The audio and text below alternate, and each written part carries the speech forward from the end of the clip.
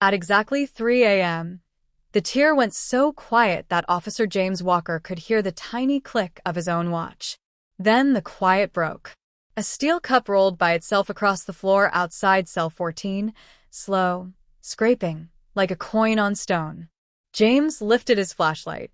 The beam cut through the dark and stopped on the cup, which spun once and lay still. From behind the heavy glass in cell 14, a pair of eyes stared back at him, without blinking. The red emergency light above the door flickered twice and died. In that breath of darkness, before the backup glow returned, a voice came through the ceiling speaker, close and calm, as if the person stood right next to him. "Officer," the voice said, "you're late." James froze. The 3 a.m. round was never late. He had started exactly on time. He pressed his radio. "Control, we have intercom activity on C tier during rounds." "Static." Then the ceiling speaker crackled again. "Don't turn around." He felt the hairs on his neck rise. He did not turn. He kept the beam on the cup and took one step forward, slow. Another sound answered him. 3 soft knocks from the far end of the tier. Knock, knock, knock. Measured. Patient. The kind of sound that makes your brain say someone is standing there, even if your eyes don't see anyone. James lifted the radio again. And from behind him, the sally port door gave one long, low groan, as if something heavy leaned against it from the other side. Everything in James's body said move. He did not. He drew a breath, made his voice steady, and spoke into the corridor. "Whose voice is on the intercom?" he asked. The speaker answered with a whisper that sounded like 2 people talking at once. "The hour of silence. Don't miss it." The red light above cell 14 blinked back on. The cup at James's feet trembled, as if a tiny hand inside it had pressed once against the metal. Then the far end of the tier went dark again. It was like the building was breathing. The radio came alive at last. "Control to C tier, confirm your location." James pressed his talk button. "C tier, between 13 and 15. Unusual intercom activity. Possible crosstalk." He waited for an answer. All he heard was the hum of the vents, the drip of a sink down the block, his own breath in his ears. He took another step. The eyes in cell 14 followed his light. The man inside, a quiet inmate named Daniel Price, put 2 fingers to the glass like someone asking for a softer voice. His lips formed words James could read easily. "Don't turn around." James did what training said, not what fear said. He turned. The sallyport window, solid, thick, safe, was black as a blindfold. He clicked his light to full power. The glass drank the beam. It was like shining into smoke. He clicked off again, turned back to the tier, and began the round the way he had done it 100 times. Slow, steady, eyes on hands, names called low and clear. Cell 11. Rodriguez. "You good?" A nod behind the glass. A raised thumb. Cell 12. Lane. A cough, a tired wave. Cell 13. Miller. No movement for a long second, then a face appeared, calm, eyes red from a sleepless night. Another nod. He reached 14. Daniel Price stood close to the door, not angry, not scared, just wide awake in the way people get at 3 a.m. when the mind runs in circles. James said, "Price, you need anything?" Daniel shook his head and whispered through the crack of the food port, "It gets loud in here when it's supposed to be quiet." James understood. That is the truth you learn from reports, interviews, and long nights. The SHU is not all shouting and fights. It is long, heavy silence that makes small sounds huge. The public thinks it is always chaos. The day-to-day reality is slower, sharper, stranger. You watch. You listen. You wait for the small thing that means a big thing is coming. He logged 14, kept moving. The lows of the night showed themselves like usual. A man muttered a prayer in cell 6. Someone asked for water through the port in cell 9. In cell 10, a TV glowed without sound, old sitcom reruns that made no sense with the volume off. A pencil rolled across a desk in cell 7 and fell to the floor with a tiny click that sounded, at that hour, like a dropped plate. James checked on Officer Mia Turner at the far end. She was new to nights, but steady. She wore her radio high, kept her keys in the same place every round, spoke in short, even phrases. "I'm at 20, she said softly when he called. Glassy fog on the outside again. Not inside. They both knew that was odd. They both wrote it down anyway because writing is how you make the strange into facts. The clock bled minutes. 3:07 a.m., 3:12 a.m. The building settled. The vents breathed. The metal cooled. James reached cell 19 and paused. Someone had placed 3 folded paper cups in a neat line under the food port, like small tents in a row. He crouched, looked through the glass. The bunk was made tight, blanket corners sharp. The inmate, Aaron Cole, lay on his back with his hands above the sheet, eyes on the ceiling, lips moving with some slow count only he could hear. Calm. Awake. James stood again and kept going. He felt the hard part of 3 a.m. sit on his shoulders the way it always does. Guards fight sleep. Inmates fight worries. The air itself seems to carry stories. That's when mistakes happen, when a tired brain decides a shape in the dark is a person, or a person is just a shape. James focused on what was real. The feel of the floor through his boots, the weight of the flashlight in his hand, the small click of his key against his belt every time he stepped. Then the high returned. A low knocking started again, now from the ceiling, not the door. 3 knocks. A pause. 3 more. James and Mia looked up together. The vent grills were still. No dust moved. "Control," James said into the radio. "We have repeated knocking noise, location unknown. Likely duct line."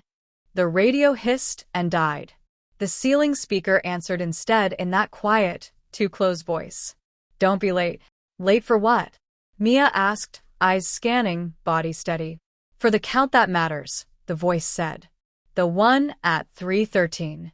James felt his stomach tighten. He looked at his watch. It said 3:13 exactly. The cup at his feet vibrated again, the tiniest shiver. "Price," he called softly to cell 14. "You hearing this?" Daniel nodded hard. "Everyone's awake at 3:13, Daniel whispered. "Even the ones who say they sleep." The hallway lights dimmed.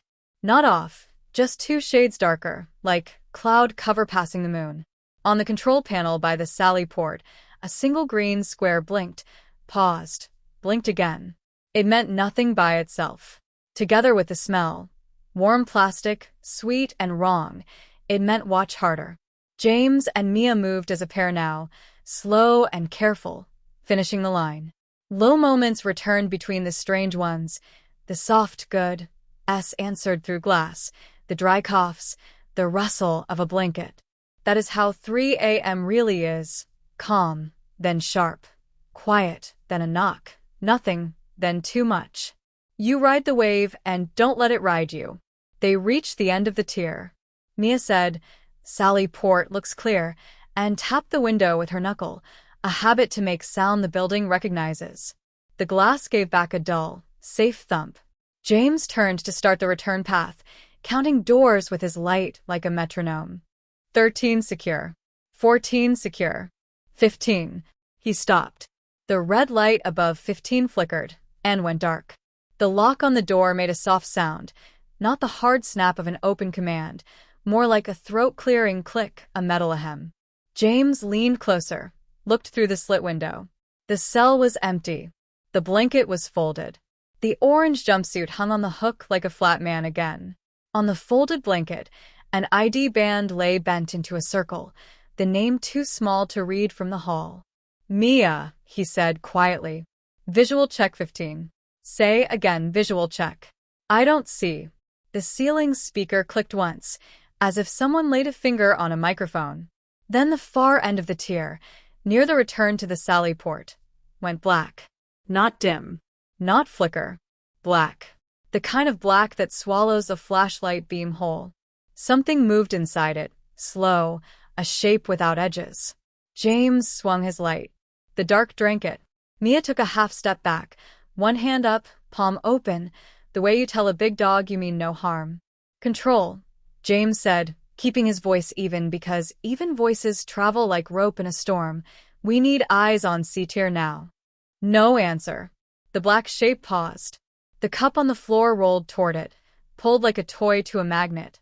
The knocking started again, now not above, not ahead, but right behind James's shoulder. And a calm voice, too close, too clear, spoke into his left ear though no one stood there. "Officer," it said, "you're late." The Sallyport door gave a sudden, hard shudder, the kind a door makes when the lock tries to open without a key. Every red light on the ceiling blinked out. The tier fell into full, heavy dark. And from inside cell 15, the cell that looked empty, 5 fingers scraped down the glass, slow, leaving nothing behind. The silence after the lights died was thick and alive. Officer James Walker stood frozen in the dark, his pulse loud in his ears. He could hear Officer Mia Turner breathing fast beside him, a sharp inhale, a pause, then another.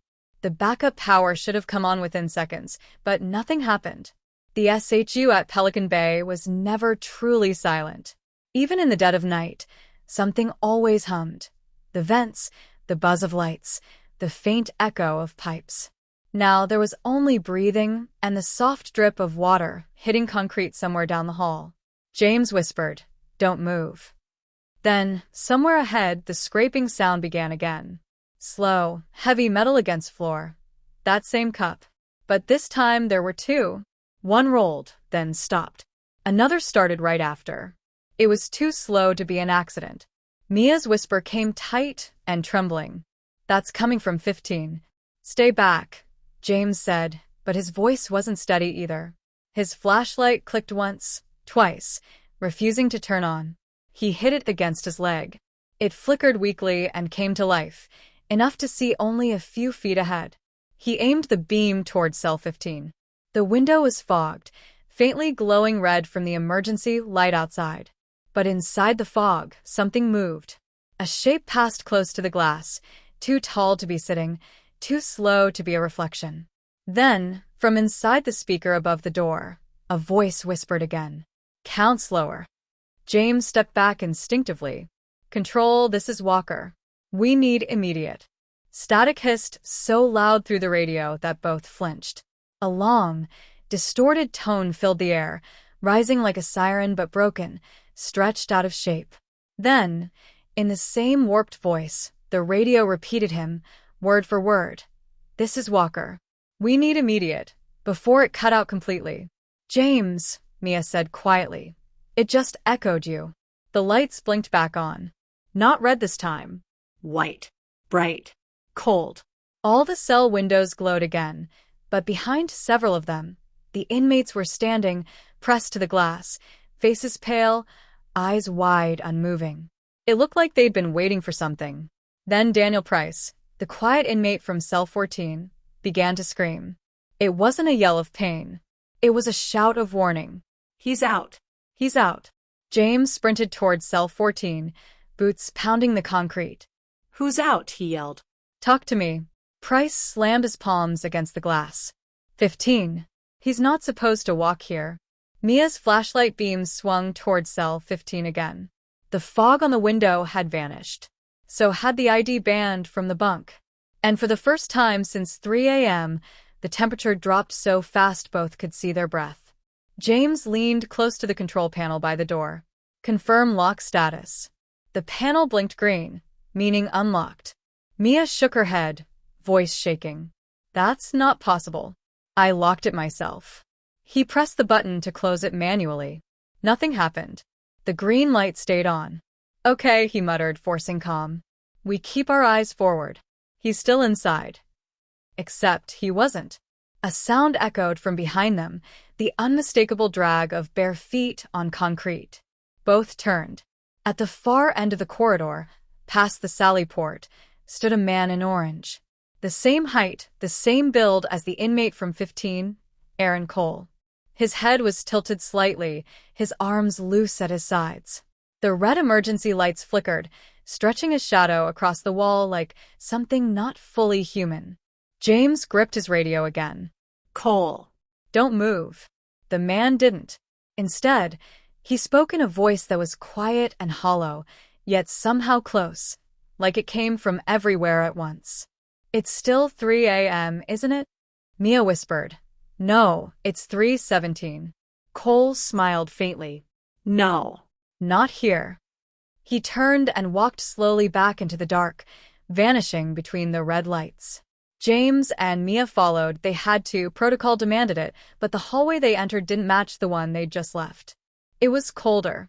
The air felt thicker, as if the building itself was breathing around them. Every door they passed looked the same, but the names on the ID plates were gone. Scratched clean. Mia raised her light. This isn't our tier. James frowned. What are you talking about? This is C tier. No, she said. Look at the numbers. Every cell was marked 3 a.m. scratched faintly into the paint, one after another, repeating endlessly. The intercom clicked again. That same calm voice returned, now layered with others, like a whispering crowd beneath it. You should have stayed asleep. The lights flashed, once, twice, and every cell door on both sides of the hallway slammed open at once, the sound like gunfire echoing off the walls. Mia shouted, Back. Back now. They turned to retreat, but the corridor behind them was gone. Only the endless row of doors remained, each slightly open, each leaking faint white light from inside. James forced himself forward, calling out, Cole, this ends now. You hear me? No answer. Just the slow creak of one of the doors swinging wider. Mia aimed her flashlight toward it.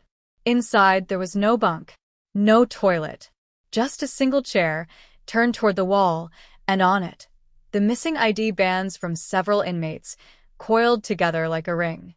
James, she whispered, we need to leave. Before he could respond, something heavy crashed down the tier behind them, like a body hitting the floor. Both spun, flashlights trembling. The red lights pulsed again, and for half a second, they saw a reflection in the glass. Not theirs, not any inmates. A third figure stood between them in the reflection, close, whispering, It's never day in here. The sound of every vent opening at once filled the tier with a rushing wind that snuffed out their lights. And through the noise, James could still hear Daniel Price shouting from far away, voice cracking through the intercom. He's out. Then, silence. The wind stopped.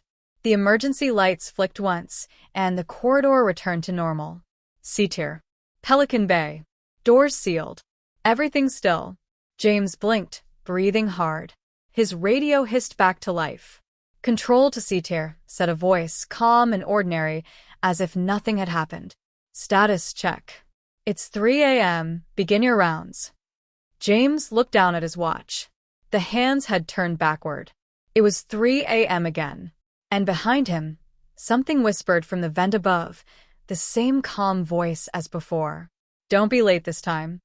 To be continued.